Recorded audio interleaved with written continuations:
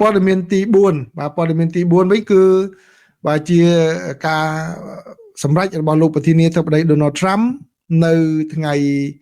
អង្គារនេះណាអង្គារនេះគឺលោកប្រធានាធិបតី Donald Trump បានពង្រីកនៅការរដ្ឋបတ်ការធ្វើដំណើរបន្ថែមទៀតហើយដោយបញ្ចូលប្រទេសចំនួន20ទៀតនៅក្នុងបញ្ជីបាទបញ្ចូល20ទៀតលើកមុន19ឥឡូវវា39ហើយពីព្រោះអីគឺជារឿងមួយដែលកាត់ឡើងប្រិមិត្តនៅចាំហើយគឺមានការបាញ់ប្រហារដោយ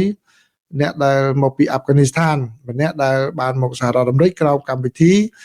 ដែលជួយជនភៀសខ្លួនមកសហរដ្ឋអាមេរិកដោយសារតែគាត់ធ្លាប់ធ្វើការជាមួយនឹងយោធាសហរដ្ឋអាមេរិកនៅប្រទេសអាហ្វហ្គានីស្ថាននោះបាទគាត់មិនដឹងជាជួបបញ្ហាយ៉ាងណាបែរជាបើកការវាប្រហារទៅលើឆ្មាំជាតិរបស់សហរដ្ឋអាមេរិកចំនួន2នាក់កាលពីខែមុននេះ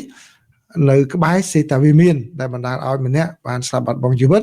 ហើយអ្នកទី2រងរបួសធ្ងន់ប៉ុន្តែព័ត៌មានចុងក្រោយគឺគាត់នៅរស់រានមានជីវិតគាត់បានចាប់ផ្ដើមជាសះស្បើយបន្តិចម្ដង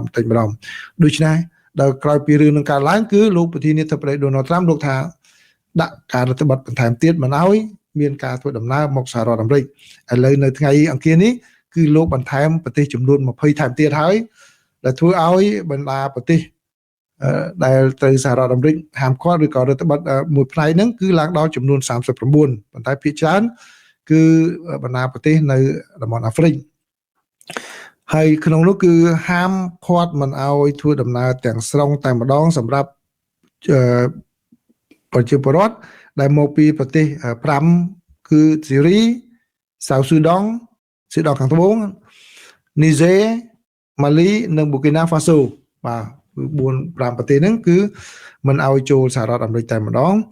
ហើយរដ្ឋបាលលោកត្រាំក៏បន្ថែមការរឹតបន្តឹងទៅលើប្រជាពលរដ្ឋដែលមកពីប្រទេសបន្ថែមទៀតចំនួន15បាទដែលរឹតបន្តឹងខ្លះ partial គឺបានន័យថារឹតបន្តឹងមិនទាំងស្រុងទេរឹតបន្តឹងដោយផ្នែកមួយចំនួនទៅតាមស្ថានភាពជាក់ស្ដែងហើយភាគច្រើនប្រទេសទាំងអស់នោះគឺនៅតំបន់ប្រទេសអាហ្វ្រិកគឺมันមានកម្ពុជាយើងទេណាអញ្ចឹងប្រិមិត្តអាចឆ្ងល់ថាតើមានកម្ពុជាទេកម្ពុជាអត់មាននៅក្នុងបញ្ជីនោះទេអញ្ចឹងការរឹតបន្តឹងក្នុងពេលកន្លងមកនោះគឺចាប់5ដំបូង2ដល់10ក្រោយមកថែម7បាទនៅក្រោយមកនេះឥឡូវនោះថែម20ទៀតសរុបឡើង39ប្រទេសហើយក្នុងប្រទេសកន្លងមកនោះគឺដូចបាទប្រទេសមួយចំនួនដូចជាអង់ហ្គូឡាបាបាដូសបេនីនអៃវរីកូបាទដូមីនីកាហ្គាប៊ុងហ្គាំបៀម៉ាឡាវីជាដើមបាទហើយក្នុងនោះប្រទេសឡាវក៏មានចូលនៅក្នុងបញ្ជីនឹងដែរលើកលែងតែកម្ពុជា